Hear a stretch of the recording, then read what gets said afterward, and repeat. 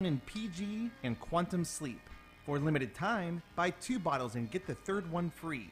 Relax and rest. Call 888-588-7578. That's 888-588-7578. Or visit us online at qnlabs.com. That's qnlabs.com. Hi, I'm Dr. Bob Marshall, PhD, host of Healthline. Tune in to get your questions answered and hear the latest breakthrough information for you and your family. Our product line, Quantum Nutrition Labs, delivers what others only promise, nutrition that really works.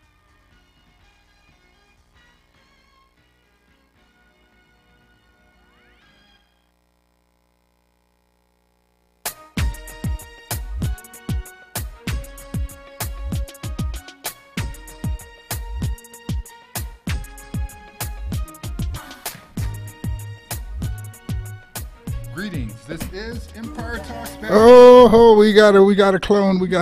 Oh my goodness, we got fake news. Somebody just took over. Can't they just stay out of This is Empire Talks Back. I'm Wallace Allen, and despite the attempt from outer space to take over, we are back in charge. Glad to see you. Hope that you are set for a hot program today and answer a few questions and involve yourself, and don't treat me like you treated the ballot. Well, yeah, the ballot. You know, you didn't show up. The vote. You know that folks. I tell you what happens. They showed up to vote. They just didn't cast the vote. No. Going by the poll does not count. You have to stop, go in and vote. Now, I didn't say who you voted for. I'm talking about you didn't show up to vote. Okay. So what that means is that you voted to be left out. Did you hear me? Yeah. Well, I said if you did not go and pick up a ballot and mark it or pretend to mark it, but turn it in. If you didn't do that, your vote said, I don't count, my community don't count, and I don't care what you guys do to me.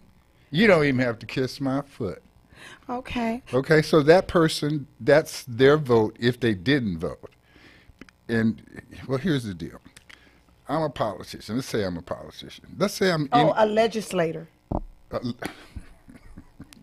Let's say that I'm a person who wants to be in charge of something that affects the life flow and lifeblood of your community, and I don't want to be a community activist. I want to be elected. I want to be a politician. I want to get paid and be in a position to get propositioned.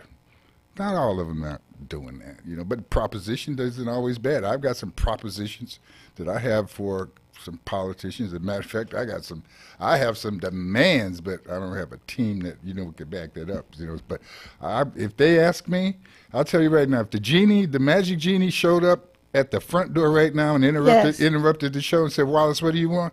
I got a list. If you don't have one, I'm sorry for you, but I believe you should have a list of what you want. But going back to this issue of voting, if you didn't vote. Okay. Or if you... Okay, so here's the politician planning to vote. Legislator. Well, here's a business person getting ready to see who he's got to deal with to do business in your community. And he looks up and he says, wow, there's 10,000 potential voters here. I wonder how much these people care about their community. And so he goes back and he looks at the last couple of elections and he says, wow, there's 10% turnout. These people don't really care too much at all about what happens to them. He didn't care so much about who you voted for, but a 10% turnout says that 90% of the people don't care. No, and so, folks, I know you care because you're listening. I know you care because, you know, if you're driving down the highway and you're listening, that means you decided to maybe hear something that's good for you. And if you're local and you've decided to listen to us, I know that you made that choice, and I appreciate it. But think about it. Did you vote? And if you didn't vote, why? I know some of you think you have good excuses and good reasons. Did you ask your neighbors to vote? If not, why? So these are choices. If we want to be in charge of our community, if we want to be in charge of ourself, and we want to live in what we call a democracy, we've got to vote. Now, there's other ways to vote. We didn't vote at the ballot. Maybe you're going to vote with your dollars. What are you spending your money on? We're going to talk about that right after we come back. But can I say something? No, you can say a lot. Okay, but can I say... And other people that want to say something too, tell them how they could call in after you say something. Yeah, I just want to say this is Empire Talks Back with your host, Wallace Allen. You see what I'm saying? And we are voting to stay here and watch and talk and call in because he's homegrown in Mississippi and he's here in the Inland Empire to bring all that force, happiness, and wonderful stuff to you. So how about that, Wallace? Ooh, Tammy, that was interesting. And then stay tuned. Stay tuned. 909-792-5222. 92522. And that means you. Call in if you've got some thoughts, some ideas, because we want to hear from you. I'm trying to, Tammy says, I always say we're going to a break and then I talk 15 No, go minutes. to the break. Go on to the break. Let it go. We going to the break. Thank you.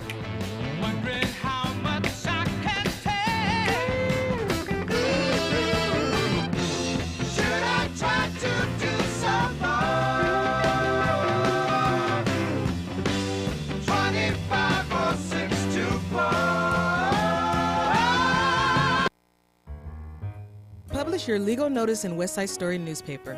For the best service and the best rates, call 909-384-8131. Publishing legal notices in the city and county of San Bernardino since 1990. West Side Story provides friendly expert service. Call 909-384-8131 to benefit from budget-friendly rates. Whether a fictitious business name, a name change, a divorce summons, or any other legal or public notice, call West Side Story newspaper 909-384-8131. 909-384-8131. That's 909-384-8131. Hey, Uncle Reggie, did you know that you can apply for Medi-Cal? Excuse me, little boy? Yeah, I'm doing that for you right now. You're covered under Medi-Cal. You could be a single adult with no kids and enroll. Who told you that? I watch the news. You're eligible for medical coverage and can enroll year-round, no deadlines. All you have to do is visit www.coveredca.com to apply. It's quick and pretty painless. Oh, yeah, Mr. Know-It-All? Well, what else do you know? I know you should go back with your ex-girlfriend. Let's face it, she was a 9, and you're a... Oh, boy, finish that sentence. Finish that sentence, and it's the last time that I'm taking you to the... All done. Oh, that's it? Yeah. Great, day in the morning. Can my friends also apply? Sure. Just tell them to check out www.coveredca.com. I know what you're thinking, and I am not applying for them. If I were you, I would write this down. That's www.coveredca.com.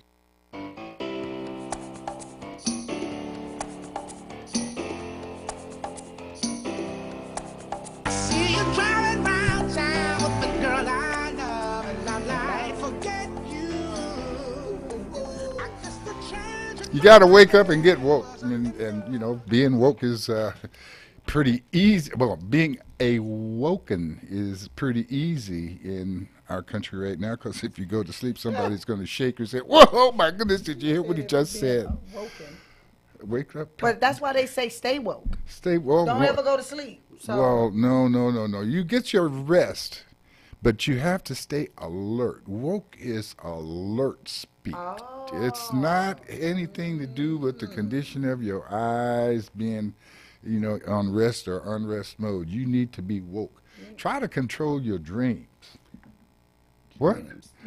Well, yeah, don't be dreaming about no monsters and ignorant stuff like that. If you go, you can control that now. I don't mind dreaming about that stuff because I kill them in my sleep. Ooh-wee. See what I'm saying? So when I wake up, I feel so accomplished. I destroy before the sleep and during the sleep. So when I wake up, boom. It's a mindset. The dream, the monster killer dream. I'm the annihilator, even in my sleep. Get down, Tammy. That's what I'm talking about. I don't care. I don't fear that. Bring it. Because you know what? When you face the evil, it'll flee. That's oh my goodness. It will flee. But if we keep trying to avoid that it's not there, we're like, oh, here it comes. I'm going to turn around. It just keeps chasing. It's like a dog. You see what I'm saying? If he senses fear, guess what? He going to make sure he utilizes that. He going to play with you. You see what I'm saying? But as soon as you stop and look at that dog, and you be like, what?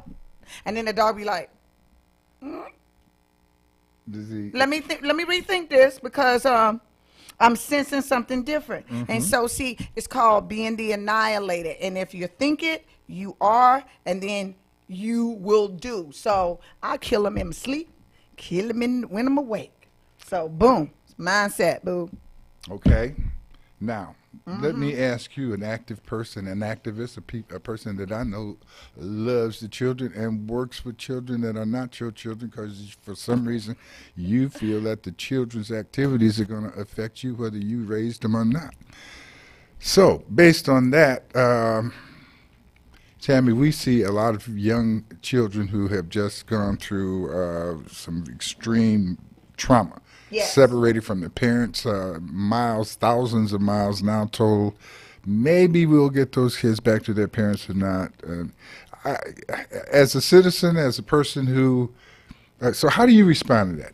I mean, we know who you are. How do you, inside of yourself? So you mean what Trump just did? Yeah, no, what he just did in the name of us and you and me, which you and I really are as much involved in as he is. So now maybe I'm reaching too far, maybe or not. And you're asking me, what's the question you're asking me? I'm asking you, how do you feel about it? What do you want to do about it? How do you respond to this? How do we keep from going crazy? I think we got to call it. How do we keep from going crazy knowing we got a crazy man driving? How do we get out of the car? How do we slow it down? How do we keep it from wrecking and running off the next cliff? Or am I being dramatic? Well, here's the deal. Well, you want to, maybe the caller wants to address that. Maybe they do or not, but you know. I'm address it though. But one thing. Oh, all the way from Albuquerque. Okay, see, Wallace, 10:50 a.m. I'm telling you, we be stretching. We all over, okay? KCAARadio.com. Yeah, but why am I hearing all of that anyway? Why are you? Anyway, okay. Brian, I'm not supposed to hear you on the phone like that. But that's because you Empire Talks Back. But go ahead. But you see what I'm saying? But I think, you know what, until we get off of the emotional train, because see, what it is we let information comes on and we get like teary-eyed and stuff for a second. We get emotional, but then for something, everything tends to die out. So we're not actionary people. We're emotional people. We act on emotion because all of this stuff really takes place every day. We just seeing stuff get moved in front of our face. Okay. Come on back. You see what I'm saying? Right. So this is not something new. Now it's just been activated where, you know, there is attention a cause or they have created just cause for doing something. Now, it goes back to, okay, have you heard that a slogan about the village? Raising a child? Yes. And the village. I think we have to go back and define who is the village and where's the village. Because, see, whenever there used to be a problem, we used to always go to the who? The village. Those were the elders. Those were the people who we went to for command and we went to for action. And they say, hey, this is what needs to be done. Where is that? Because, see, a lot of times when you're out and people are out by themselves, they feel like they're on islands by themselves and they don't know how to act. So when we get together, is there a call for justice? Is there a call for action? Because we can have justice talks all day long. Because you say, Tammy, what do we do about that? What do we do about this? Well, I can give you 3-4 things that we can do. Okay, first of all, you know, having someone in office that everybody claims that we're not happy with, okay, let's get them out. Okay, how do you get them out? Pull it together and say, these are not the things, these are the things that we don't like. Let's put pressure on Congress. What happened to the letters? What happens coming together and saying, as unifying as a country and saying this is not what we want? But that's not what we're doing. We're just talking and we're not putting action behind our words. Because we have what's called a Congressional Black Caucus. Okay? And we have those congressional people who I'm quite sure would feel the same way we feel, but they need to have a force behind them because they can only do so much with just them. Because if you turn around and say, where are the people behind you who agree with you? And they turn around, you know how the leader feels when he's leading the way and all of a sudden all the other people behind them have left. Because see, we have what's called government programs. We have what's called all these programs that our money is coming from. You see what I'm saying? So we're getting fed. So sometimes people don't want to step that toe out there because they feel like they're not going to have a house tomorrow, or they feel like I can support you, but I can't really support you in view, and I can't really support you on paper. I can give you cash under the table. That's fine. But see, you keep asking the questions, but then we have to look at where would the answers be coming from, Wallace? The leadership. I kept hearing you say the leadership. I kept hearing you say, who do we go back to? Who do we go to? And Where's the village? Where's the village? Where's the village, Wallace? Well, we call it the White House right now. And everything we get out of there tends to not have anything to lean on. We lean on it. We look for the truth. But I don't know. Is this guy? Let me see who this is on the line. Yeah, let's bring the caller. Let's see if they are on the same subject we are. This is Empire Talks Back, and you are? Hello? I'm calling from Albuquerque, New Mexico. Okay. Okay, I don't know who you are, but a while back I called the show when they play all them oldie but goodies. And my granddaughter lives in Riverside there, okay? Okay. She's the one that told me about you, okay? Okay, the reason I'm calling, because I called whoever I talked to, I told them I'm Ron, I'm Rosie and Ron. You're what? I'm Ron from Rosie and Ron. So dearly, bring me happiness. Okay, so you're calling in to encourage people to like rock and roll? Well, don't you like rock and roll? I love rock and roll. I just, the thing is that usually the music we get to rock and roll to, we control it. And we can trust that when we put a certain thing on the turntable, because of the title, it's gonna be what we say it is. But right now, we asked the DJ, who happens to be President Trump, what he's going to play, and we set up to jump on this rock and roll, and my man puts a waltz on. He says, hey, get ready for some reggae, and the next thing I know, he's got a talk show working. So I'm saying that, yeah, I agree with you. Rock and roll is really good. The thing about it was our rock and rollers generally told the truth. That may be what that may be what spoiled us. Getting used to getting to the no. You got me started. Don't get me stopped now. You got me started, and you got me on the right side. No. Well, here I come from the rhythm and blues section, man. I don't come from rock and roll. I came from rhythm and blues. Back in the 50s and all that. Okay, that was true. That was real truth music. Go ahead. When I recorded my record was in 1960, and that's why I'm calling you. I called the guys to tell them who I was, and then when I talked to him, he said that he wanted to get a hold of Rosie. Her real name was Lucy Duran. Okay, she's from Chino, California. All right, I'm from Ontario, California, Pomona, California. But anyway. The reason I called him, I told him about that he was going to have to put on a show, and he was looking for Rosie and Ron. But I heard Rosie she had a stroke, so I don't think that Rosie's going to be doing very much. You know what we're going to do? We're going to take your name and phone number, and we're going to put your circumstance in the hands of the folks who really are in a position to do something about it and help you find that show you're looking for. Let me tell you, I gave the guy my phone number. I gave him my phone number and everything, and he never called me back. This time it'll be different. Please take his number and stuff, Brian, and name, and let us get back over here to your early break. Give me a short break here. Let me catch my breath and remind myself that we were trying to stir you up, and I believe we have been stirred. I don't know if it's up or down, but Miss Tammy. We got another caller, I think. Oh, no. What we're doing is, we do want to listen to our callers, but I don't want, this isn't lost and found. Okay, you guys, let me tell y'all out there in Facebook land. But the man was making a point of looking. No, for. I understand. I understand. But I'm still trying. I'm trying to take his point. I'm trying to take his point and continue making our point, which is okay. Like you said, who's in charge? Who do we go to? Like that man said, I'm getting phone calls. Ain't nobody calling me back. He's getting lied to. Yeah. And our whole point is what happens when the people in charge tell the kind of lies that we are being subjected to. You're saying that we got to get back together. This is the truth. I believe that. All right. And you're saying, what do we do? I mean, you're saying make a phone call, and I'm saying, yeah, I believe that. there are people out here who are protesting. I mean, they're going to the place where legislators meet and greet. Yeah. And they're asking for some change. There have been changes about the policy, but well, let me say this. And I'm gonna say this. Winter Menacee. Remember we had her on, and Black is Lit, and I took her to the Congressional Black Caucus with me.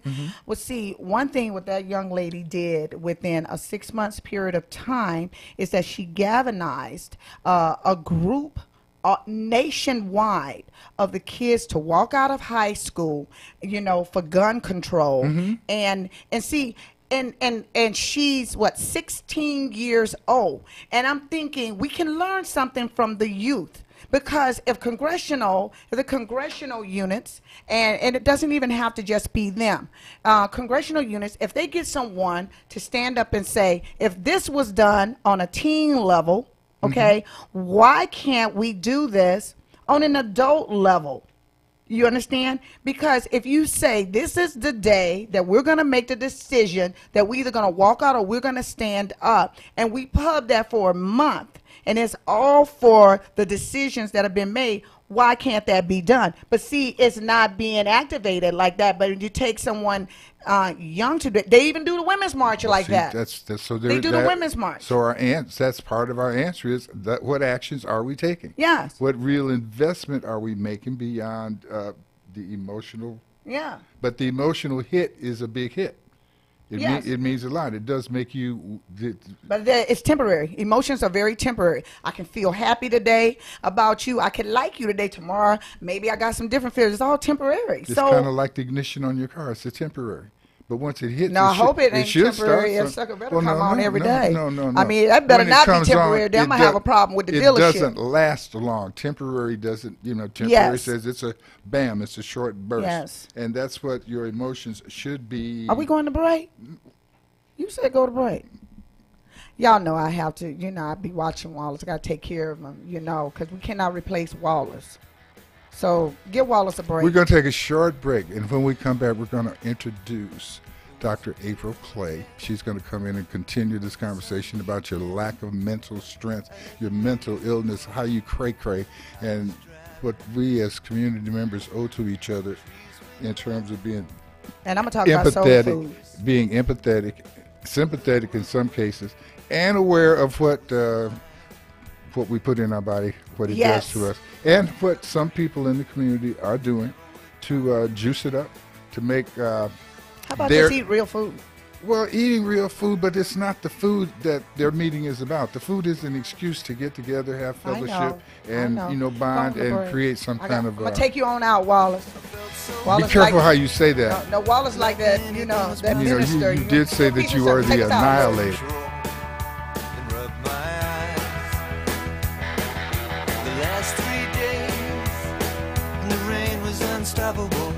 KCAA. Hey, Uncle Reggie, did you know that you can apply for Medi-Cal? Excuse me, little boy? Yeah, I'm doing that for you right now. You're covered under Medi-Cal. You could be a single adult with no kids and enroll. Who told you that? I'll watch the news. You're eligible for medical coverage and can enroll year-round, no deadlines. All you have to do is visit www.coveredca.com to apply.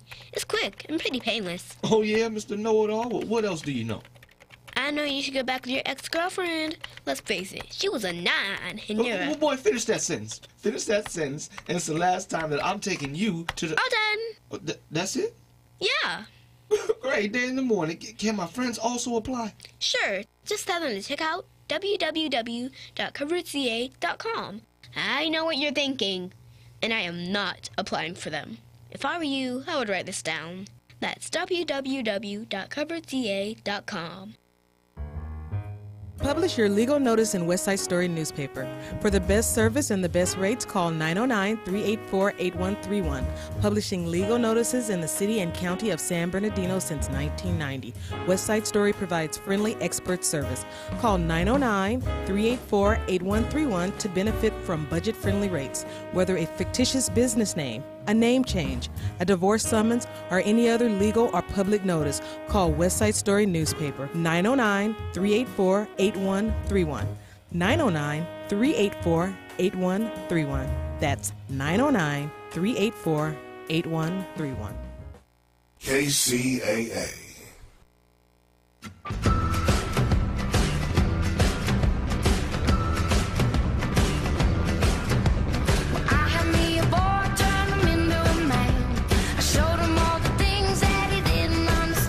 Oh, this is Empire Talks Back. I'm Wallace Allen, blessed to be breathing fresh air in Southern California, despite the pollution-stirring president that is trying to drive the car off the cliff.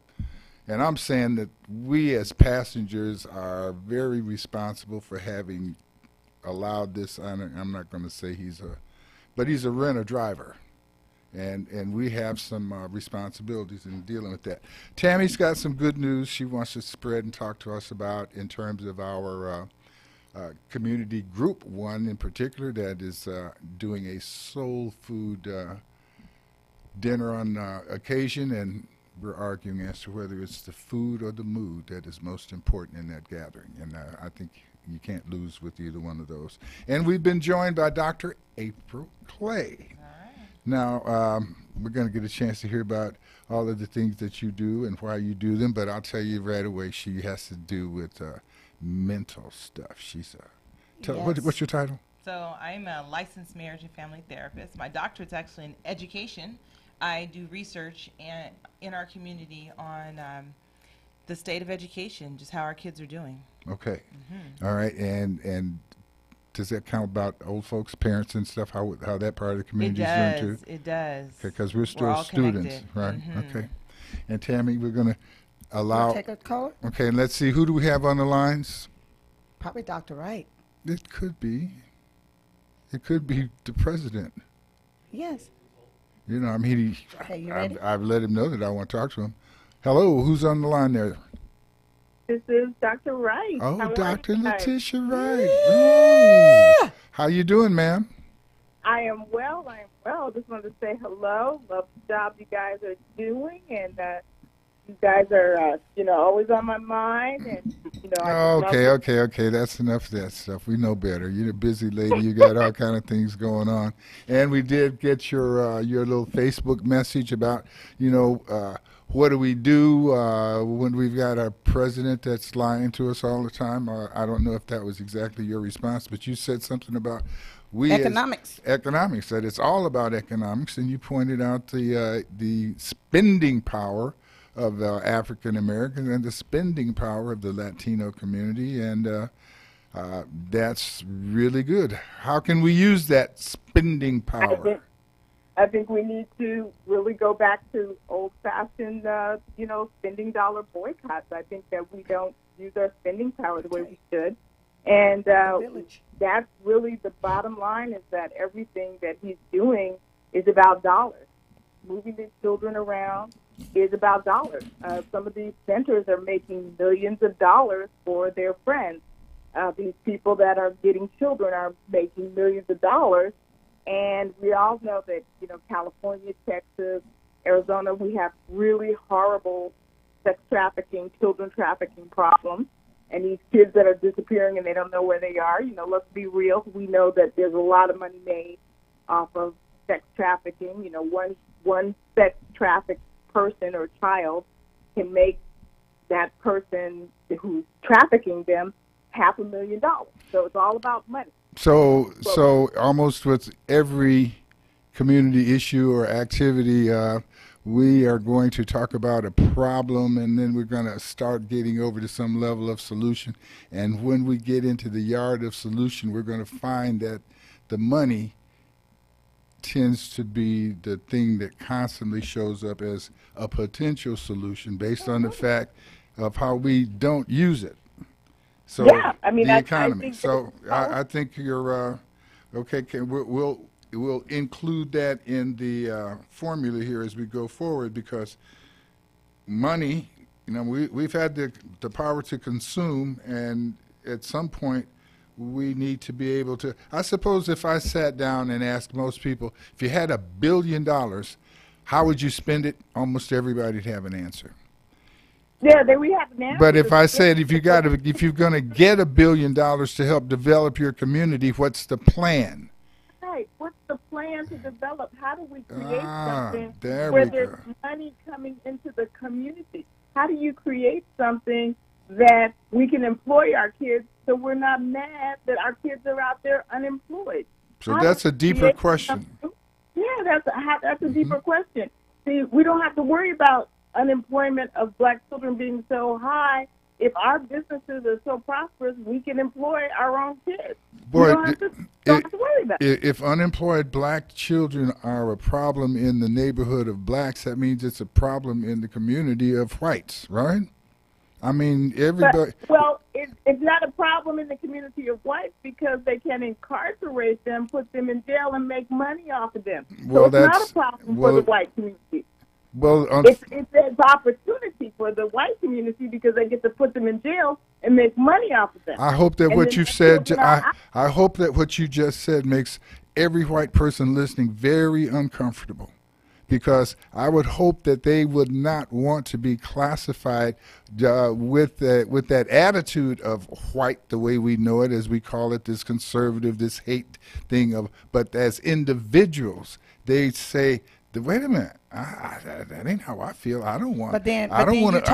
Hold on. I don't want to feel. No. We have to get on the emotion that's going to take us in the right direction. Because when we get on an emotion and ride the wave of hate, why it's simply because that's the way I've been treated. We're not getting ready to solve anything. All we're getting ready to do is get right in the middle of the same old thing and keep the same old thing happening. Yes, we spend a lot of money. So, Doc, what you said that I think we all should be able to agree on is we should be able to create something that makes that money stay in our community.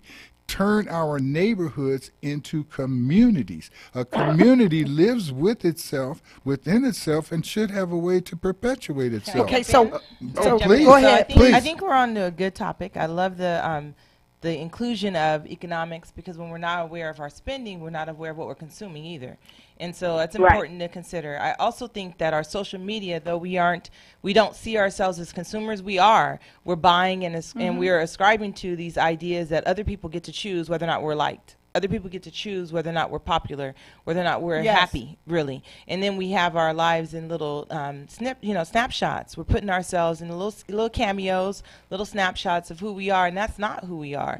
And so then it leaves you stuck in a position where the rest of the day you're sad, waiting for the next opportunity to have a great snapshot, a nice little capture of what happiness is. Right. And so when we look for others for approval, there's a lot of sadness in there, and we don't talk about that. So I think the consuming should go beyond just economic power, but also thinking about our intellectual power, allowing ourselves to purchase things that are going to help breed positivity in ourselves. Being black is a good thing. But when you walk on these campuses, a lot of our children don't remember that being black is a good thing. James Brown's song hasn't been remade or redone like the other songs have, and we need to do that. And the oppressive message has not gone away. And the oppressive message is getting stronger. It's getting more power, in my opinion, because it's gone underground. So if I don't tell you publicly how I feel about you, privately you know how I feel about you. And then you walk away feeling depreciated.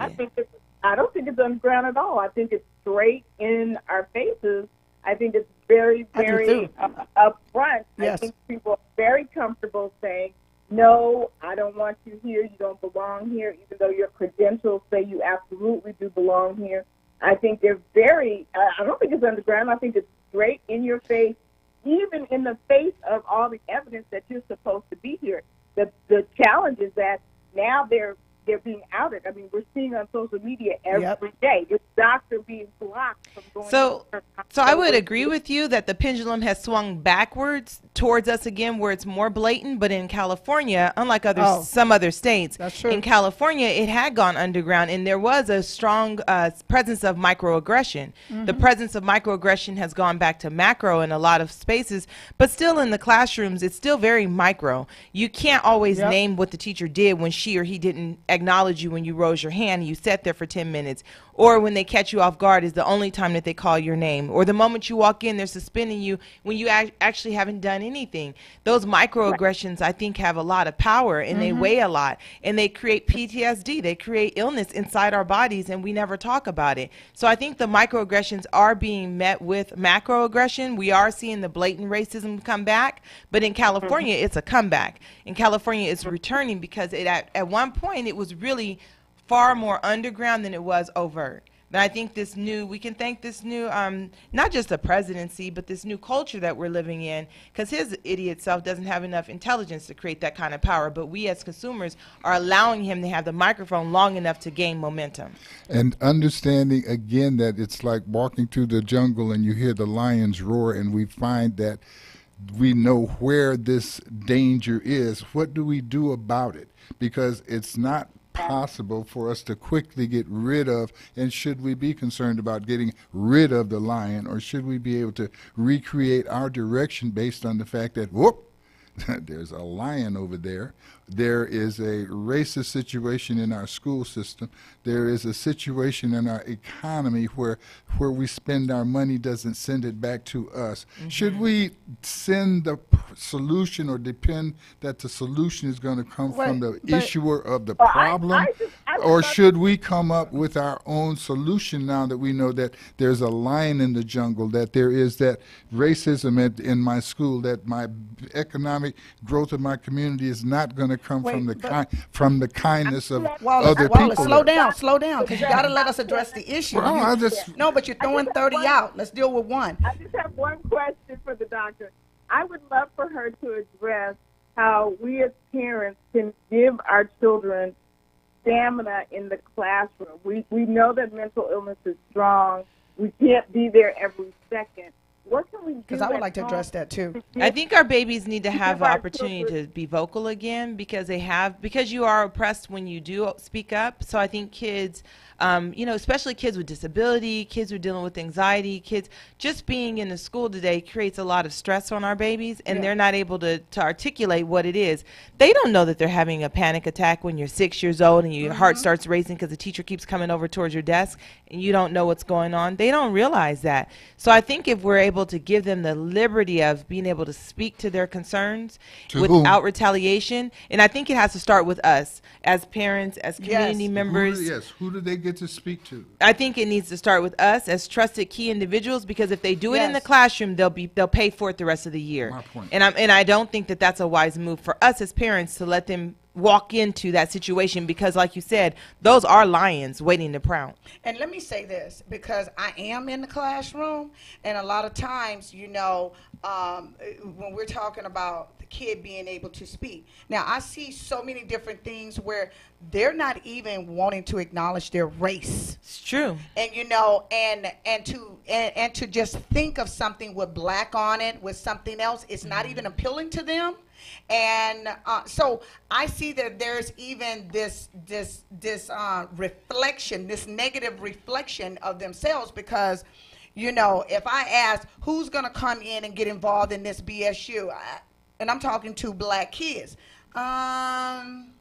no, because I'm not really black. Right. Oh, I got this in my blood. I got this in my blood. I'm like, I'm not asking you to be 100% black. You don't even need to be black to be in this club. I'm talking about, just the appreciation of the culture. Oh, well, you see, so I look at a lot of self-reflection, and then wait a minute, Wallace. No. I have to ask, what are we getting at home? So when you said the home thing, because when I have a kid that sits there and tell me, my mom said, no, I should not be in BSU because I'm discriminating. Now, this is what I get. I'm just keeping it 100. So, when we have that, it goes back to what you said. We need to go back to the home. Why is a parent telling a child that? I don't think the kids have to actually hear that message overtly from our parents. Yes. I don't think that they're even necessarily hearing that from the parents. I think it's what they're experiencing. So we did the black, brown, we did the doll study, and we looked at the dolls and we said, little girl, little boy, which doll do you want to play with? Which doll is mean? Yes. Which doll is nice? And I don't know if you remember, but they did a remake of that study, and they found that even in 2010, the kids felt the same way. The darker was worse. They want to be so white. the message you're getting isn't necessarily from home, but it's they are getting that message. It's the marketing, and as we market, and we have to understand that is the strong message that white is right. Now, if you even want, other is right? Anything as other than us. Here's the point. The point is that when you deal with the problem, just like anything else, with physics, you move one thing, something else moves. So when we talk about making it equal, if white is in charge and we start talking about making it equal, everything white feels like they're getting ready to have to lose because they're going to have to come down to meet as the other ones come up. But I think it's a false dichotomy to think only of the course, white, because it is false. It's false. It is false.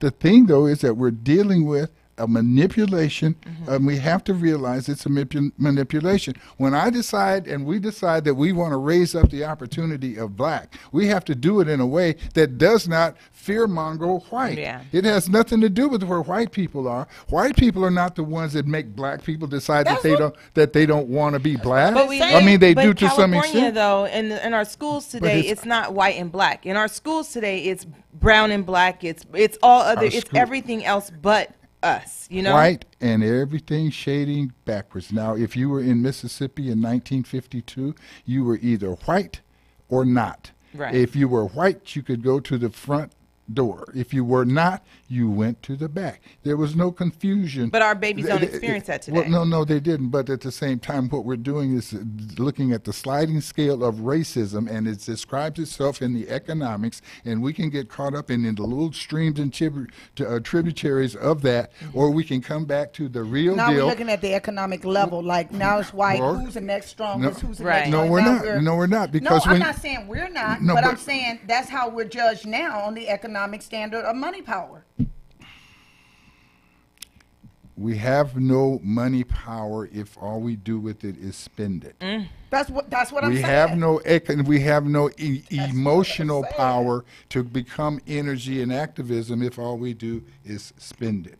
At some point, we've got to be creative about what we want and how we energize ourselves toward getting it. So we want to get I got a solution here. I'm sorry to take so long. Okay. We're talking about something that we can control. One of the things in our schools is that we know that the teachers don't always treat our children correctly.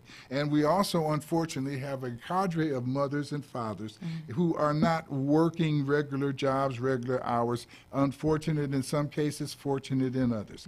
That means we have a cadre of potential volunteers, because all I hear from the school is that, we need parent involvement. So they don't want our parents. I understand they don't want it, but they don't ask for it. I do. And hold on. They ask for it, and they cannot tell me they will not tell me in a school board meeting that they do not want parent involvement. They cannot say that because they legally have to have it. So basically, they have trapped themselves into a solution that we can create by coming up with a real cadre, of parents who care, who go sit in that classroom, and don't tell me that it's the teacher's responsibility. No.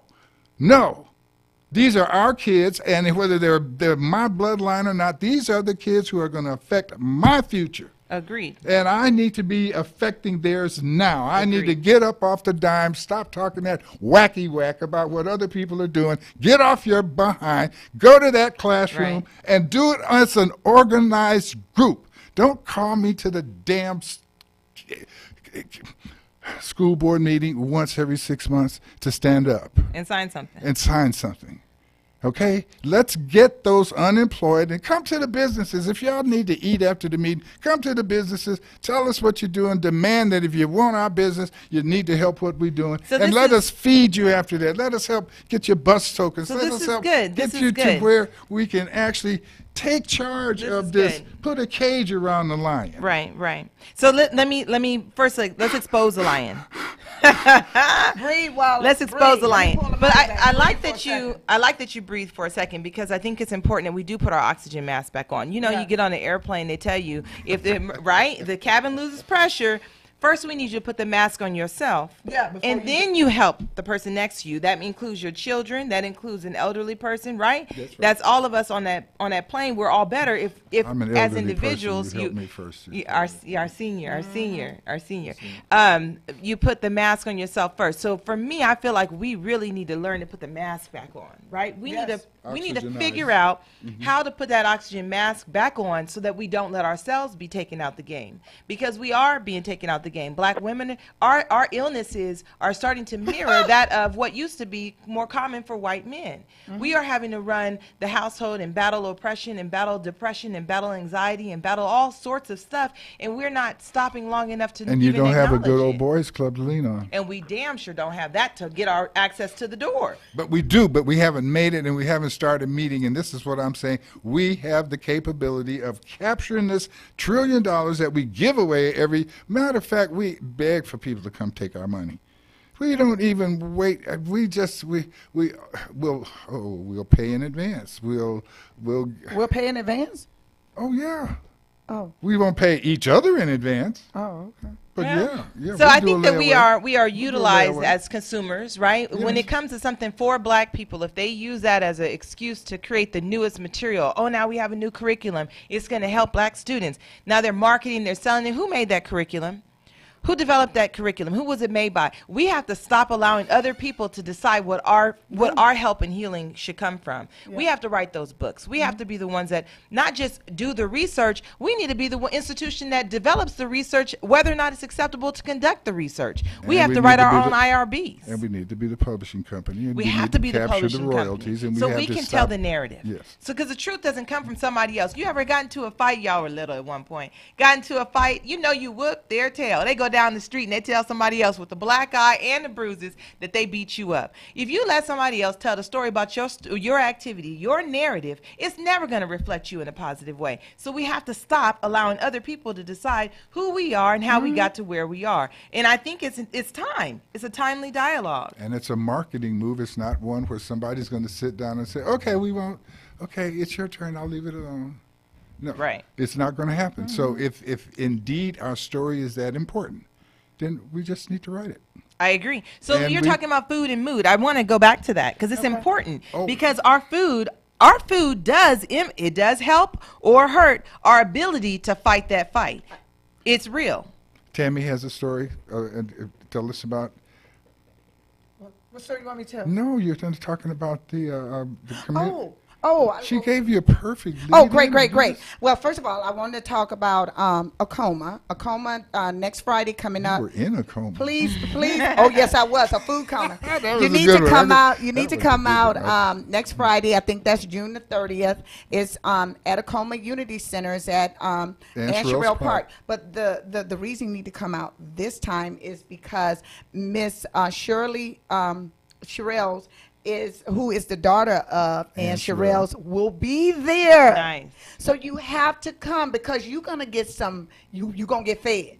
And I'm not talking about just about food, but I wanted to say mood. But soul food, and I wanted to say yes, soul mood. But I wanted to say, okay, remember that starts at 5:00. Y'all need to register. Get there, just get there. Now, what I wanted to say about this soul.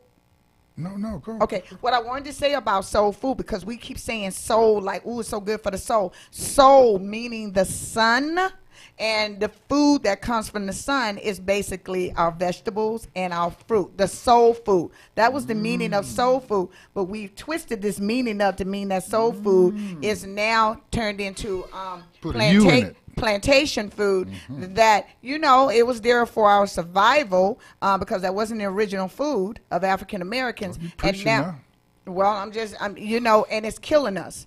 And so poison, exactly. And Dr. Clay said it. Everything we put in, it affects moods, and they're talking about They got studies out there, and I'm quite sure you know them, that are showing that you have people who, you know, committing these crimes, and, you know, they got studies that show mental illness. A lot of this stuff comes from the food that we are consuming and putting in our bodies. A man shot the mayor of San Francisco, and his defense was he had too much sugar. They called it the Twinkie defense. Wow. Well, he clearly wasn't of darker persuasion, but whatever. All right. So let me just add to what you're saying. I Dr. think Clay, it's good. do what you you're really saying. think that makes a difference? I think it absolutely changes how quickly they incarcerate or kill us. Oh, absolutely, absolutely. But do you think that insanity is any less accessible to someone because they're black or white?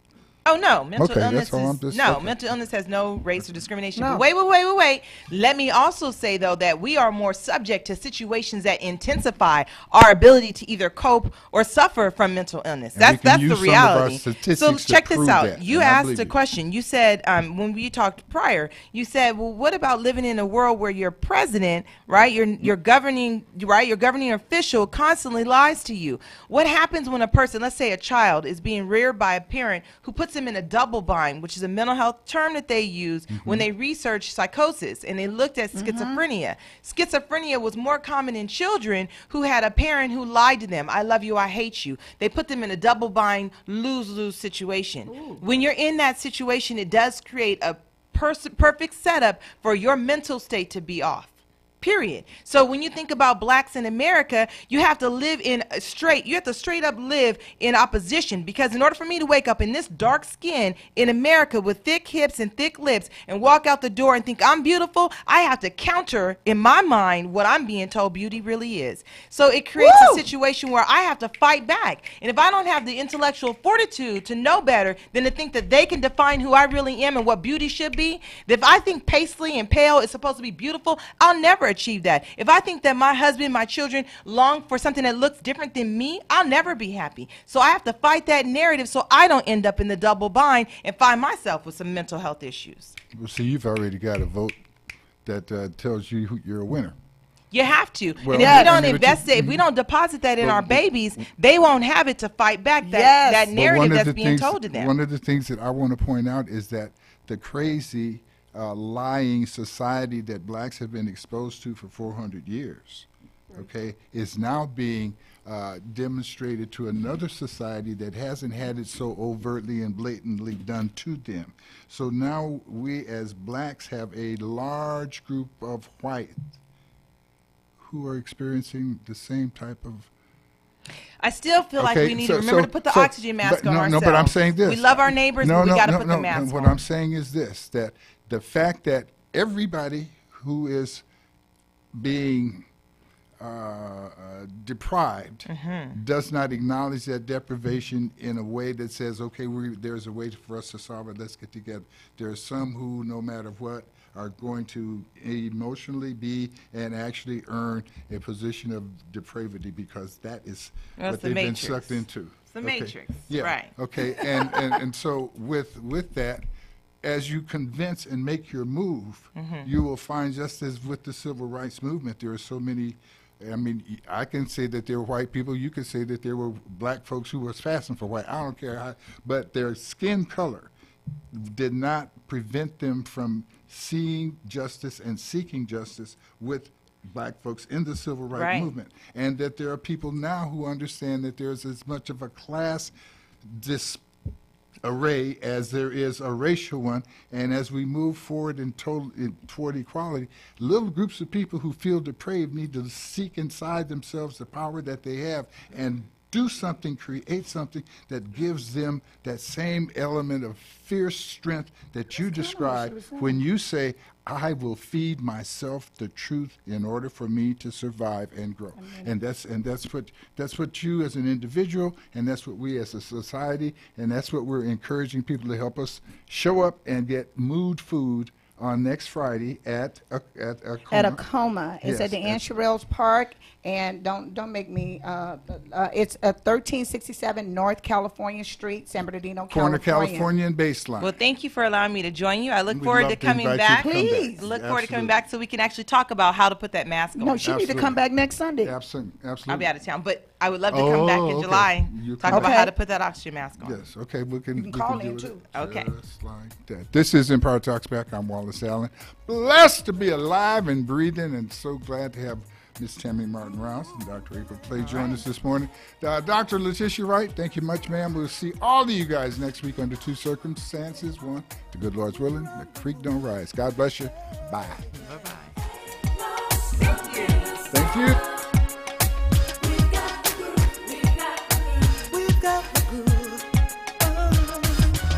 There's been so many things that held us down, but now it seems like things are finally coming around. I know we've got a long KCAA Loma Linda, 1050 AM, 106.5 FM, and now 102.3 FM.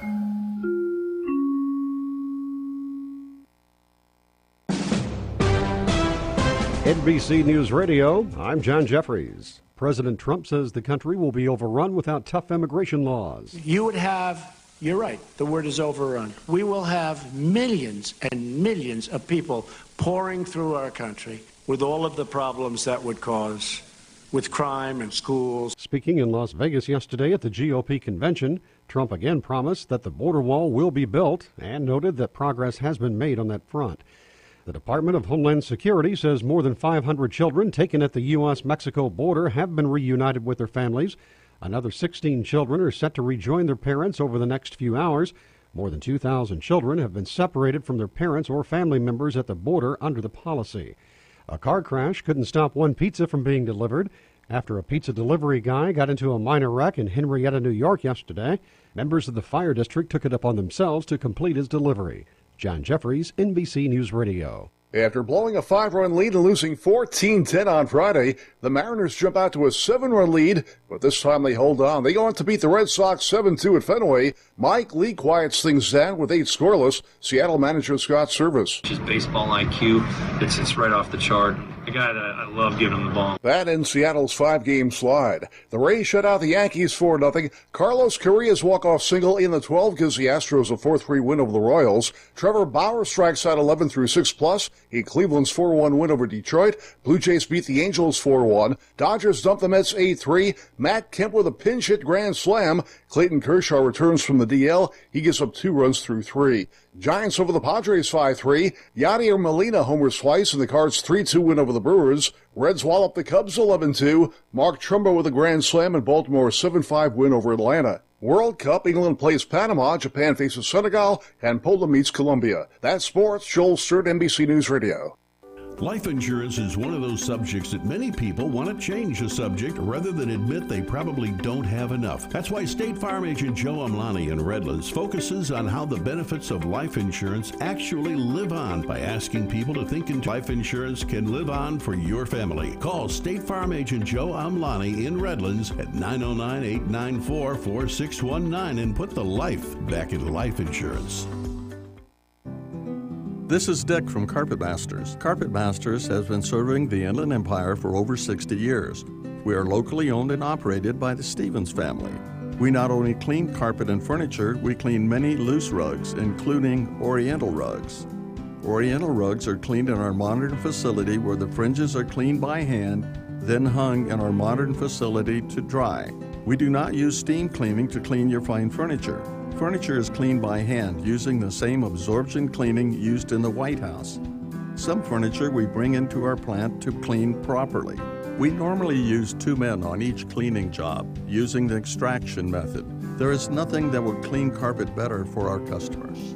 Our job is to clean properly with quality first. Google Carpet Masters San Bernardino and give us a call, or go to carpetmasterssocal.com.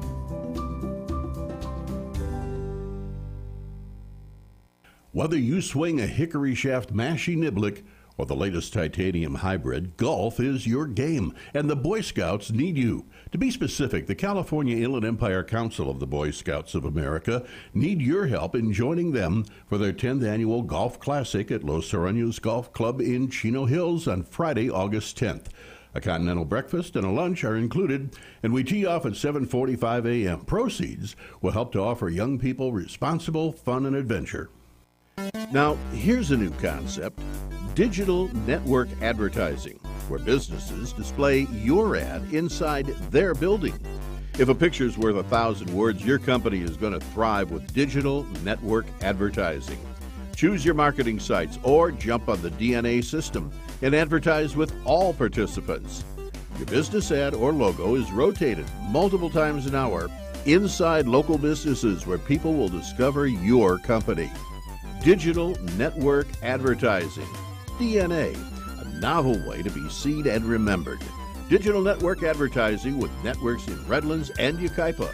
Call in the 909 area 222-9293 for introductory pricing. That's 909-222-9293 for digital network advertising.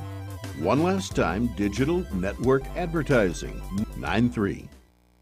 Lifestyles Unlimited is the real estate investor education and mentoring group that has taken people by the hand and taught them how to invest in real estate for over 24 years. Our students have been so successful at creating wealth and passive income that they've won local, state, and National Investor of the Year awards 9 of the last 9 years. It's easy to see why Personal Real Estate Investor magazine named us the best in the U.S. If you're ready to add real estate to your portfolio, go to getmymapnow.com to access our free live training event schedule. Wondering who the free workshop is for? We've been amazingly successful with people who are pressed for time. Doctors, lawyers, small business owners, and corporate professionals who are grinding their lives away for earned income and don't realize they can start creating passive income today within the confines of their schedules and commitments. Want to get started now? Go to mypassiveincomeworkshop.com. That's mypassiveincomeworkshop.com. KCAA. I'm sick and tired of hearing things from uptight, short-sighted, narrow-minded hypocrites. All I want is the truth. Hey everyone, welcome to the Truth Only Show here on KCAA 1050 AM, 106.5 FM, 102.3 FM. We are back with a new episode for you. And we'd like to invite you to go to truthonlyshow.com, because on truthonlyshow.com you can find all of our previous episodes, all available to watch right there on the website. And you can also send it to one of your friends, because that will really help us out. And you can help somebody else out by sending them to truthonlyshow.com. Check it out. But now, here's the host of the show, David Rodriguez. Good morning, everyone. Great to have you here with us today on another episode of our show here on the Truth Only Show, where we present you nothing but the truth. And I know you've heard that statement before: know the truth, and the truth shall make you free. That's a powerful, powerful statement. But so what is it that we have to do? We have to learn what is true. That's what you're going to get here today. Something that you can use to improve your life. Well, welcome all of you. Glad to have you here with us, especially all you new listeners. Great to have you here with us. And just to continue on, I want to give special thanks to all those that make this show possible. Our engineer, Blake. Thank you very much, Blake. Our webmaster, Mr. Joel Strouser, and my co-host and producer that you just heard right now opening the show was Michael. And before we get started with any of this, I want to remind you of something that is very important. It was very important to me. It was a life-saving event to me, but I think it's very important to all of you, that if you know anyone who suffers with any type of heart issues, fast heartbeat, slow heartbeat, irregular heartbeat, that are experiencing dizziness, I highly, highly recommend the brilliant Dr. Duong. A brilliant man. He's an electrophysiologist. I'm going to repeat that. You got to remember that word. Electrophysiologist. Up to the latest technologies of the heart. And his number is 877-773-8664. 877-773-8664. Okay. Now let's move on. Now, just to give you an idea for you new listeners out there, what we teach here, what we talk about, human nature. Okay. Now, if you give it some thought, what can be more important than understanding your own true nature? In other words, to know yourself, to truly begin to know yourself and why things happen in your life. What kind of circumstances what kind of things are happening to you in your life? Are you experiencing the good? Or are you having a lot of problems with issues of stress and worry and anxieties and financial problems? Well, there's a reason for it. And the solution is understanding your true nature. In other words, this is about knowing thyself. And this show is also, what we're doing here is trying to remove a lot of the mysteries that are out there. I mean, we've been told that they're mysteries, that life is a big mystery. Well, not really. Of course, there are some things that are a mystery, but overall, when you begin to understand yourself and know yourself, you can begin to remove many of the mysteries in your life and begin to take control of your life and circumstances in your life. Well, our topic today is enlightenment, or we can say waking up to the truth. And when I say enlightenment, I know many of you may have some kind of impression right away thinking that enlightenment is something mysterious where you have to go up to the top of a mountain and meditate for hours and hours, or join some group, maybe Buddhist group or something, and spend many hours on concentrating and focusing your life on spiritual things. Well, I mean, there's some truth to that, and there's nothing wrong with that. But what we're gonna do here today is make it much more simple for you to reach what is called enlightenment. I mean, where enlightenment really basically means just being able to see life clearly. In other words, as if the light is on, and not living in the darkness, struggling with life, waking up to take control, take charge of your own life. And in order to do that, I'm going to give you one very simple example in life that applies, I mean, almost perfectly to what enlightenment truly is. I'm going to give you an example, and just follow along with me. This is a very, very simple solution to many problems in life. This example that I'm going to talk about is a light. Let's say a light bulb. Okay? Now, if you enter a room, for example, and the light is off, think about it. How much can you do with that light off? It's pretty difficult, right? It's pretty difficult to maneuver in a room when the light is off. Okay? So we can say that when the light is off, we can say, think about it this way, you're living in the negative. You're experiencing the negative because there's not much you can do. You can actually begin to walk through the room and trip and fall over something. Okay? Very simple. I know you all understand that. So now, when you flip the light on, you turn the light on, now you can see. Now you can take control of everything that is going on in that room. You can take control because the light is on. Okay?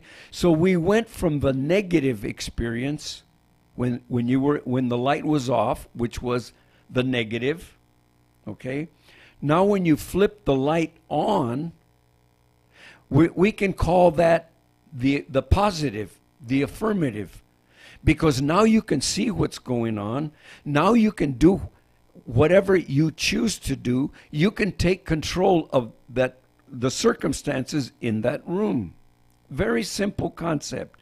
Now, I want you to think about this. What was the cause of those two different examples that I gave you?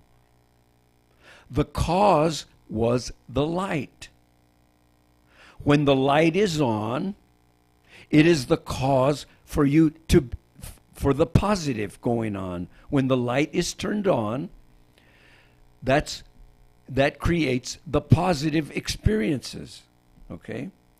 But you turn the light off, that creates all the negative going on in that room. The negative experiences, like I said before, you can trip, you can fall, you can hurt yourself. Okay? So, but the point that I want to make here and that I want you to get very clear, that the negative experiences in the room aren't the cause. All the negative things that can happen inside the room are not the cause. Okay? When you're in the positive, all the good things that you can do and experience, the things going on in the room are not the cause. Remember, the cause was the light. That is the cause of the different experiences. The light is on, and it causes the positive environment where you can take control. But you turn the light off, now it is the cause of the negative. That's so important that you understand what I'm talking about. The light is the cause of the positive, or the light is the cause of the negative. Now, let's take a little more extreme example. Let's say that you're in a cave, for example. Now, inside that cave, when that light is off, there can be a lot of negative things going on in that cave when the light is off. I mean, you understand that yourself. Whatever is in there, let's say insects or animals or whatever, as soon as all those negative things that can hurt you, as soon as you flip that light on, a lot of those things that are in that cave for that moment, many of those things will flee right away. They will leave as soon as you turn the light on in that cave. So a lot of negative begins to disappear, will run away when you turn that light on. So now once you turn that light on, or no, let me state it another way. If you enter that room in complete darkness, there are many things that can happen to you as soon as you enter that cave in the dark. There's a lot of negative things that can happen in there. Again, you could trip and fall. And then you could trip and fall into what? There's a lot of possibilities. There could be a lot of things in there that you could fall on that it would be could be a terrible experience. So my point is, the light, the cause of that of those negative experiences, again, is the light. The light is off, and it is the cause, okay, of the negative. But once you turn that light on, as I said before, many of the things inside that cave will disappear. They will take off. They will just leave. Some might not. But at least now you can see what is going on. Now you can figure out a way to conquer that thing or overcome it or remove it. Because now you can see the problem. Now you can get rid of it. So going back to what I said before, remember, the light is the cause. It is not the circumstances in the darkness, and it is not the circumstances in the light. It is the light itself that is the cause. I think we can move on now. The point I'm trying to make is this. That's why I said the topic is enlightenment. Now, if you can look at your life using the same analogy, But instead of the light being the cause, think about your mind being the cause. Your mind being the cause of your negative environment. Because in reality, it is.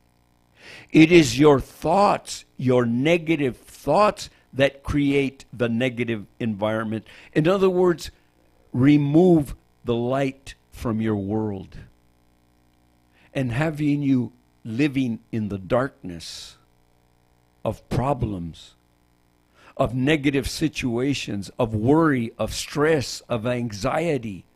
All of those things is why? Because of the cause, which is your mind is the cause. Just like the light was the cause before in the darkness, now it's your mind. And they are two perfect examples of the truth. It is true. Just like it's true with the light, you turn the light on and you can see. You turn the light off and you cause all the negative where you cannot see. The mind works exactly the same way. You're thinking the negative and you are experiencing the negative. Now when I say to turn the light on, I'm talking about enlightenment. Enlightenment is actually very simple. It is not something, like I said before, something mysterious where you got to go up to the top of a mountain and meditate for hours and hours and hours. No, sure, you can do that, and it is very helpful. But what I'm saying is that you do not have to do that to become enlightened. Basically, thinking the negative, constantly running the negative through your mind about your relationships, about your finances, about your future, or your limitations, like you are not creative, or what, all the things that limit you, you continue to think those things, you're living in the darkness. You're experiencing nothing but the negative. So enlightenment, what we're really talking about here, is just change the way you think. Think the good. Think the affirmative. Think the positive. Begin to see, even if you, for the moment, it is difficult to see life as being beautiful and wonderful, and I know it can appear to be difficult.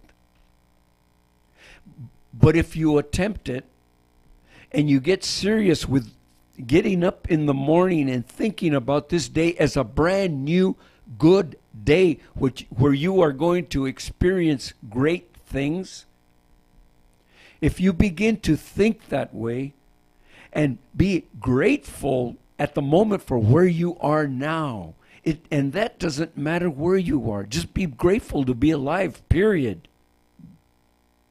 Just be grateful to wake up in the morning. And if you can get yourself to think the opposite of what you were doing before. Before, if you hated your job, and you know, some of you might be thinking, well, that's pretty hard to do. No, well, it might appear to be hard, but you can get up and say, I love my job. I love my life. Things are great. Everything is possible. All good is possible. To experience all this good that is available in life, beautiful relationships, great finances, experiencing great health, just to think them will begin to create them. I'm going to repeat that. Just to think good, the affirmative, the constructive, will begin to create it in your life. Now, that the example that I gave you about the light, turning a light bulb on, that's just natural. There's nothing unnatural. It is totally natural. Turn the light off and you are in the dark. That's totally natural. You're not going against nature. You're just dealing with nature. That's the way it works. Turn the light on, now you can see. Now you can take control of that your whole situation when you turn the light on. It is the same way and perfectly natural with the human mind. That is the way the human mind works. Just like the example of the light. Turn the light off, thinking the negative, constantly running the negative through your mind, is like having the light off. It's like living in the darkness. It's like living life in a hypnotic state that you cannot break from. You can't break away from the darkness. You can't break away from the negative when you're constantly thinking it. You cannot break away from it. Not any more than you can break away from the darkness and the light when you have the light off. There is no difference. That is a perfect example of the way your mind works. Begin to think the good. Begin to believe that you are creative. Begin to believe and think that your relationships are perfect and beautiful. Begin to think that money flows easily and effortlessly into my life. Begin to think that my future is great. Begin to think it. And you will eventually begin to believe it. And the more you believe it, you will begin to create it. And the great thing about it is you do not have to rack your brain on how to do it. Your job is just to think it and constantly think it. Life, nature, whatever you want to call it. I mean, call it the universe, call it the cosmic mind, call it the infinite mind, call it God. I don't care what you call it, but that's the way it works. And it is totally natural. That is who you are. That is the kind of power that you have within you. Maybe you have never tried it. Maybe you have never used this power that is within you. But I'm giving you the simplest way to reach enlightenment. And the reason I say enlightenment, because your life will begin to clear up. The negative experiences are going to, just like I said, when you turn the light off when the light is off in that cave, there's all kinds of little things, little insects or whatever, snakes crawling around in that room. But once you turn that light on, they begin to run away. They disappear. Same thing happens with the mind. When you begin to think the good, the positive, the affirmative, the negative things just begin to flee. They begin to take off. They run away.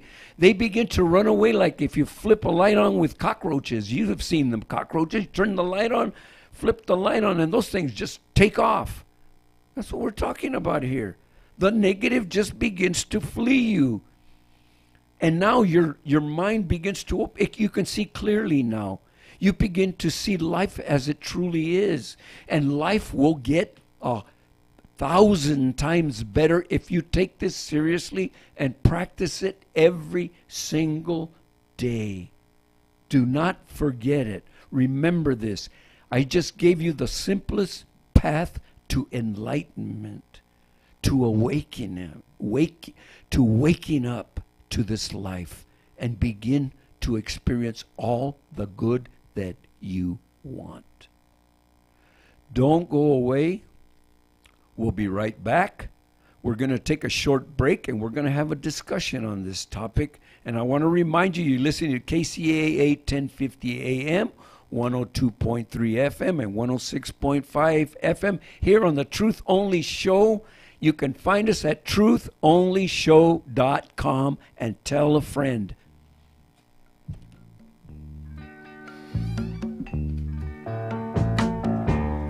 I can see clearly now, the rain is gone. I can see all obstacles in my way. Gone are the dark clouds that had me blind. It's gonna be a bright, bright, bright, sunshiny day. It's gonna be a bright, bright, sunshiny day.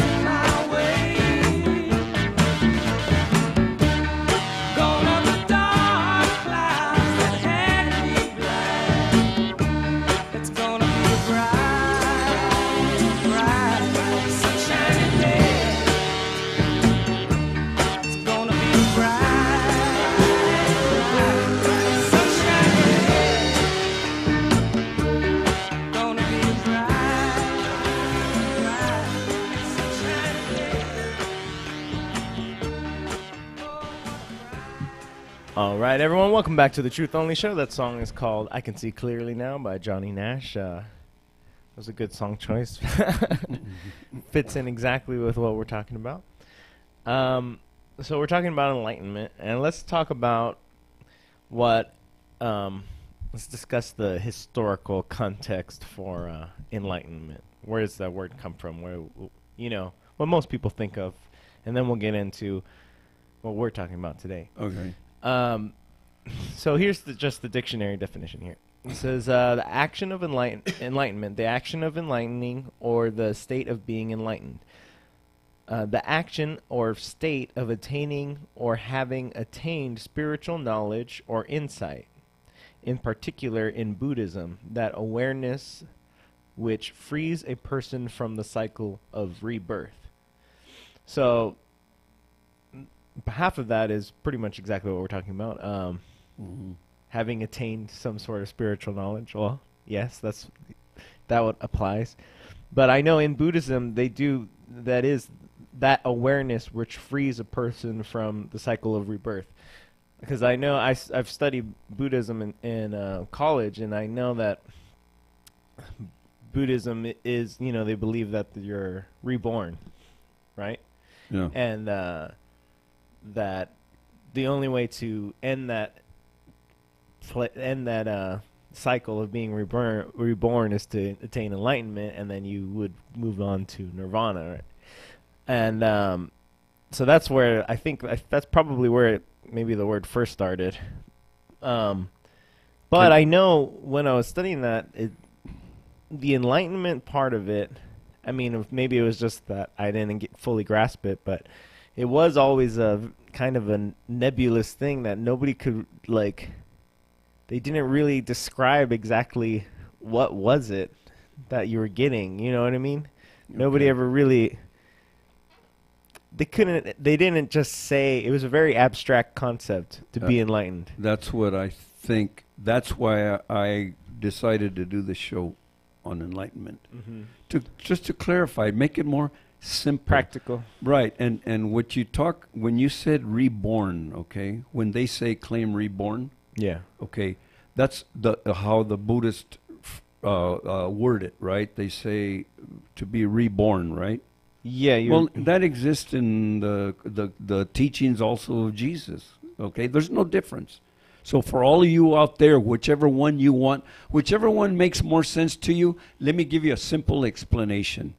They say reborn, and now people's minds go all over the place, talk about reincarnation. No, let's stay away from that for right now, okay? Let's just make it very plain and simple. What they mean by reborn is this, the same as what even in the Christian, what Jesus said himself. You must be, if you want to enter the kingdom of heaven, he said, you must become as a child. You must become as a child, or you will never enter the kingdom of heaven. Now, what did they mean by that? What did he mean by that? Well, think about it. When you were a child, you were in a, let's say, when you were a child, all you did was have fun. Every day you got up, you got a new toy, you got up, and it was an adventure. Life was an adventure. You'd run out to play with your new toy. If your parents told you, I'm going to take you to Disneyland on Friday, and today's Monday, you could hardly wait for Friday to get here. You were just so excited you were going to go to Disneyland. Yeah. In other words, life was exciting. Life was an adventure. You learned how to run. You learned how to talk, you learn how to read, you learn how to do so many things. I mean, you were a champion. You weren't afraid to do anything. So in that sense, you were in a heavenly state. Life was beautiful. Life was great. You didn't hate anybody. You weren't racist. You weren't any of those things. You didn't have all this hatred. So when he said you must become as a child, what he's saying is you must be reborn again, because now you've grown up. You got all the worries you got all the worries in life. You got all this stress. You got all this anxiety. And many of you developed all this hatred. Many of you developed this racism. Many of you developed this competition. You developed all these negative things that make your life miserable and difficult. Well, what they're saying is you must be reborn again. So you must go back as a child. In other words, it doesn't mean to go back and act like a child. It means to go back and get up in the morning and be excited. Isn't that what I said before we went on break? Get up in the morning and be excited for this new day. Think everything is great. What new thing am I going to learn? What is there fantastic is going to happen in this day? Look forward to this day, that life is beautiful. My relationships are perfect. See what I was talking about earlier? It was not nonsense. That's the path to enlightenment. Or we can say that is the path to being reborn. Instead of getting up in the morning, oh, I hate my job, and I hate this, and I hate my boss, and I can't stand this, and I can't stand this, and our government is bad, and all this is bad, and the economy is bad. Get away from all that. You've grown up into that negative world, and you've grown up into that life. Go back as a child. As I said before, I gave you the example, the cause is your mind. Your mind is the cause for your miserable, stressful life, and the mind will be the cause of your brand new, happy, joyful, abundant, prosperous, healthful life. The mind is the cause, just like the light was the cause of darkness or enlightenment. Does that make sense? Yeah. That's what they're referring to. Being reborn. That's what being reborn means. Has nothing to do with the physical. It's all mental. And I think that, like I was saying when I was studying Buddhism, it really was a very abstract thing when they talked about enlightenment. Like, they couldn't exactly just... and it was almost part of the point of it to be just such an abstract thought that you never really... It was less about it, gaining it, and more about the journey of going towards it. But you mentioned that for you, for what we're talking about today, that the meditation is not really the only thing that is going to help you get there. The real enlightenment is coming from knowing the truth. Knowing the truth about knowing the truth about the laws of mind, the way the nature is. Your true nature is that life responds to your thoughts. In other words, it is done unto you as you believe about yourself. So if you believe your life is a mess, your life is miserable, your life is limited, if you believe that, that's what you're experiencing. So change that. And again, I never said this was easy. It's not easy to change 30, 40, 50 years of a certain way of thinking. It's not easy to do, but you can do it. If it was impossible, I wouldn't be here right now. I wouldn't have this show. I would be doing something else in my life. But I know that everyone can do it because I've done it. And I'm still working on it. Okay? But enlightenment to me means this. Also means this. I'm going to tell you another mysterious term that everybody throws out there, and I see them on bumper stickers and I see them on windows of the car. Not of this world. I see that all the time, and I know there's all kinds of strange ideas of what that really means. Well, I'll tell you what it really means, not of this world. What does that mean? Before, you're in the world of the negative. Okay? You're living in the world of the negative. If you're experiencing all the negative in life... Is that from the Bible, not of this world? Where does that come from? I can't say I'm 100% sure it's there, but it's all taught all through the religion. Yeah, it is. This religion, okay? Yeah. But let me make it plain and simple, okay? I want to make it as plain and simple as this. Before, I was living in the negative like many people, most people in the world that are experiencing bad relationships, people that are experiencing financial limitations, people that are experiencing the stress and worry. That's because you're in this world, because the majority of the world lives that way. The majority of the world is in that kind of thinking. That's when you are part of this world. Now, what I'm talking about here is when you change the way you think. In other words, you begin to see the good, the positive, and think the affirmative, and think the constructive, and think more love, think more joy, more happiness, more peace. That's like turning the light on. Like I said before, give the example again of the light. Your mind is the cause of your negative experiences, or your mind is the cause of your great, beautiful future life. So now, when you begin to think the good, the positive, the affirmative, what you do, just like I said, when you turn the light on in a cave, all those negative things, the bugs, the snakes, everything runs away. As soon as you flip that light on, most things in there are going to run away. Well, same thing happens when you flip the light on in your mind to the good, the positive, the affirmative. The negative things all begin to disappear. They begin to run away from you. Are they still there? Of course. They're still there, but they don't consume all your thinking anymore. They begin to leave. Eventually, they just leave. And it doesn't mean, some people say, well, you're talking about burying your head in the sand. No, I don't mean burying your head in the sand. I watch the news. I know what's going on. But does it stress me out? No. Do I worry about it? No. Does it change my direction of where I'm going? Let me ask you, and when you hear all that stuff on the news, how do you not worry about it? Because let me elaborate a little bit more before you get to your answer. Because those are real things going on in the world, right? Exactly. And it's real. like, just like in the cave. Remember, there's all those bugs and everything. They're real. Yeah, they're real. They're for real. I didn't say the snakes in there. They're for real. So I'm not denying that. They're real things, and there's a lot of things going on in the world that need to be changed, maybe, and need to be improved. Right? There's a ton of it. Okay. Right. And I'm sure most. Does that mean you don't care about those things, or because some people might say, like, well, if you don't worry about them, then you don't really care about them. So I think that's something that opposite. I want you to elaborate on, because I want make that very clear. I'm going to make it very clear right now.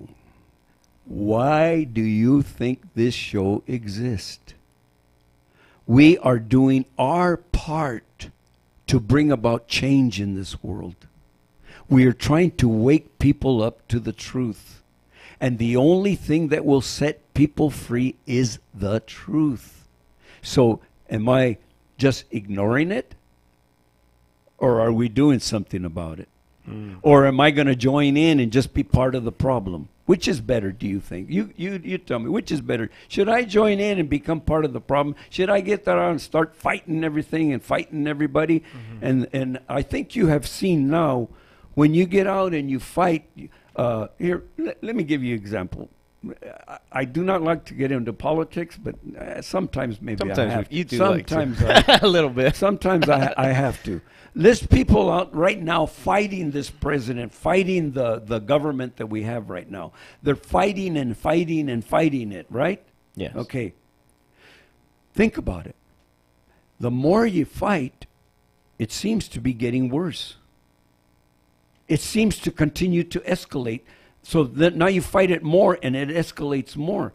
So in reality, the more you fight something, you've just became part of the problem. So you are part of the problem. Think about it. I fight you, what are you going to do? Retaliate. You're going to retaliate. Okay? So now... And then you're going to retaliate. Right. So now look at it this way. Instead of me fighting it, I live my life figuring out a way to help others raise their selves up, raise their standard of living, raise their life so they can see a better future and work towards it. Now, which is better? You spend all your time fighting something, or is it better that you're bettering yourself and helping others to better themselves? But the more you better yourself, the greater opportunity you have to make things better in this world. The more of you that do that, the better you're going to make this world. That's where I'm coming from. Make this one at a time, one person at a time. And that person will become an example to somebody else, and that person will become an example to somebody else, and we'll just slowly make this world better. I think that's the best way to go than fighting, than becoming part of the problem and making it escalate even more. I think I want to find out more about what you're talking about right now, but let's take a break and think about that, and then we'll get into that a little more discussion. You're listening to The Truth Only Show here on KCAA 1050 AM, 106.5 FM, 102.3 FM, and here's another song.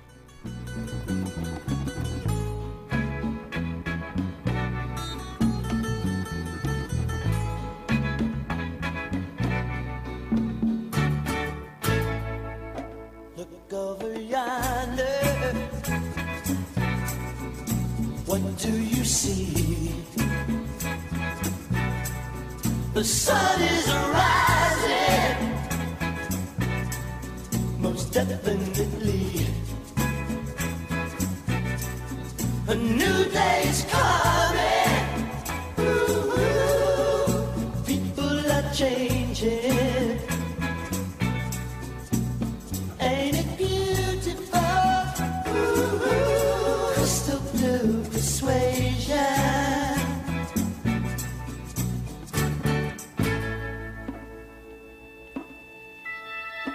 Better get ready. Gonna see the light. Love is the answer. And that's alright. So don't you give up now.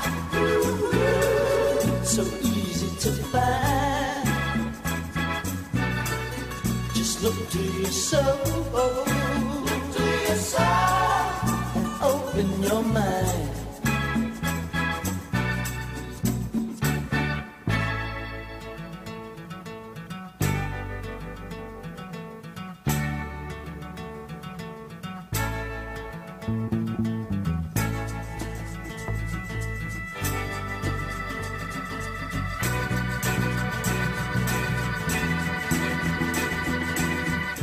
Crystal blue persuasion. It's a new vibration. Crystal blue persuasion. Crystal blue persuasion. Maybe tomorrow,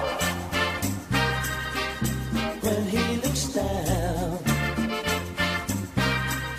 on every green field, in every town, all of his children, in every nation, there'll be peace and good brotherhood.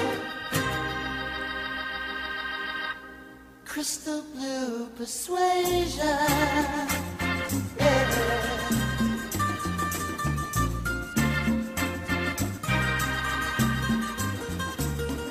All right, everyone, welcome back to the show. That song's called Crystal Blue Persuasion by Tommy James and the Shondells, right? All Yeah, right. that's it.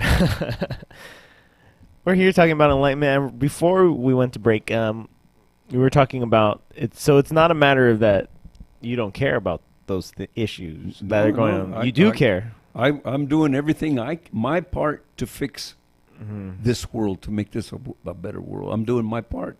Yeah. I think this way is much better. And you think if everyone was doing as much as they can to make themselves better and help as many people as they can, that's the real solution? Yeah, because, when you do it yourself, and let's say you're a parent and you do that as a parent, you look at the example you're setting for your children. You set a much greater example. And you know what? We teach much more by example than we do by trying to beat it into them with words. It doesn't work. You have to be an example.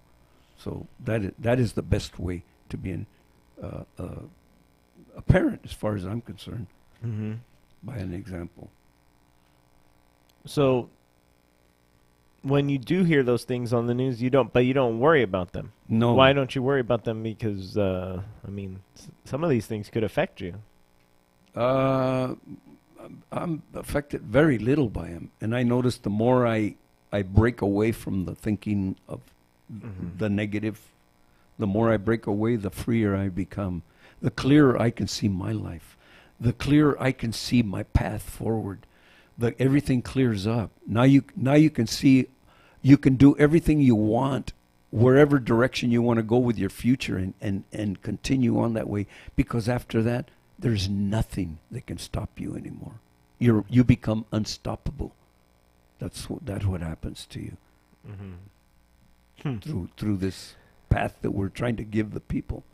Okay, but one more question on this, and then we'll move on. But now let's say something like, something kind of political. Yes, the kids that they were keeping along the border and all that. Yeah. Right. Yeah. What if there's not people being outraged by that? What would change about it? Well, because the only reason why people, I mean, if nobody was upset by it, then there would be no reason to change it. Yeah. Right? Well, here, it's almost like it needs to exist in some form. Something has to happen. I understand that. Yeah. Okay. But what if instead of fighting this, what if I was to convince everybody that listens and spread the word to this? Okay, if we don't like who's in there right now running all this, what if I was to convince everybody, let's pick one person that we that sees life another way, more compassionate, for example. Let's say we find somebody that's a lot more compassionate and we know they're for real. What if I was to convince everybody, hey, let's all just forget about our own personal goals, our own personal life. Let's all get together, unite, and we'll pick that one person and we'll all vote that one person in. There would be a lot more people in favor of having somebody that's more compassionate in there. Yeah. And if we'd all got together and stopped fighting each other and stop all the fighting, and we all said, okay, we're all going to pick that person, we would put that person in power right away, real quick, and all this would come to an end. Very simple solution. So there's still a positive way to solve this. Exactly. Which is by unifying. Everybody just say, you know what? Everybody agreeing that this world would be better if we had somebody more compassionate. I'm just using that word compassionate. Forget about all the other things. Just somebody more compassionate, okay? Yeah. We could solve that. We could solve all the problems in the world if we had somebody that was truly knew the truth about themselves. We could have a lot better world if we could start putting in people that really know the truth about themselves, about human nature. We would begin to solve all the issues of the world.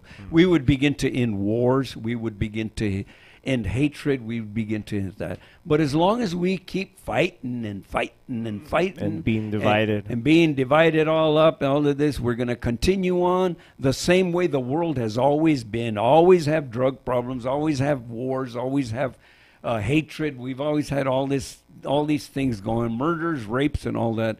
We're going to continue on that same way as long as we keep on the same path. In other words, keep doing the same thing and expect to get a different result is what? The definition of insanity. Okay? Now you know why we have the show? Is it clear? You know that, Michael. Yeah. We have that show for a different reason, to teach people the truth about themselves. Every human being has the power to create his own life. If you don't believe it, if you don't believe that you have the power to create your own life, whatever life you want, think about this. I've said this before, I'm going to say it again. Who has created your life up to this point? Every decision that you made or everything you chose not to do, everything that you have done, regardless of others, have influenced you.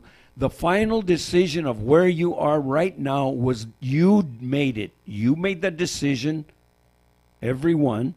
Now, you are living right now exactly what you have created. You created your experiences. Now, did you allow others to influence you? Yeah, but still the final say-so, the final choice was yours. So you created your life up to this point. Now you want to keep doing the same thing, creating a disaster for yourself? Well, keep doing the same thing. That's why we have this show. We're going to teach you we're going to teach you the laws of mind, the way the mind works, and the way the mind creates. And it is a very simple process. Think the negative, you're the cause of your negative. Think the good, think the positive, the affirmative, the constructive. You just flip the light on, and your life will begin to go in that direction. And that's exactly what you believe is enlightenment. That is the path to enlightenment, because now you can see, like that song we played in the first break, I can see clearly now. The rain is gone. Mm-hmm. The clouds are gone. I can see through everything now. Now I got a clear path. Why? Because you have just become enlightened. You don't have to go to the mountaintop to do this. It's all right now where you're sitting right now. Begin to think the good. Begin to think the affirmative. Begin to think the positive. That life is great, life is beautiful, my relationships are fantastic, money flows easily and effortlessly into my life, and continue to think that, and you will slowly reach enlightenment, because life will clear up for you. Well, that pretty much sums up our whole show today, and we would like to remind you and invite you to go to truthonlyshow.com, because on truthonlyshow.com you can find all of our previous episodes available to watch, to listen to send to a friend. Most importantly, send them to The Truth Only Show. Have them check out the show and just see what they think. I'm sure they might find something that in there of value that they're going to like. So send them over to truthonlyshow.com. And I want to remind you, you're listening to David Paul Band. It's one of his originals. And I suggest you go to davidpaulmusic.com. Check out the calendar for a fantastic night of entertainment. And also, Michael, if you want to check out my band, it's called The Bell City Players, like Riverside, the Rain Cross Bell. And you can go to thebellcityplayers.com and check us out. Come see a show. There's a calendar there. There's music there. It's all right there on thebellcityplayers.com. Thank you very much for joining us, and we will see you again next week.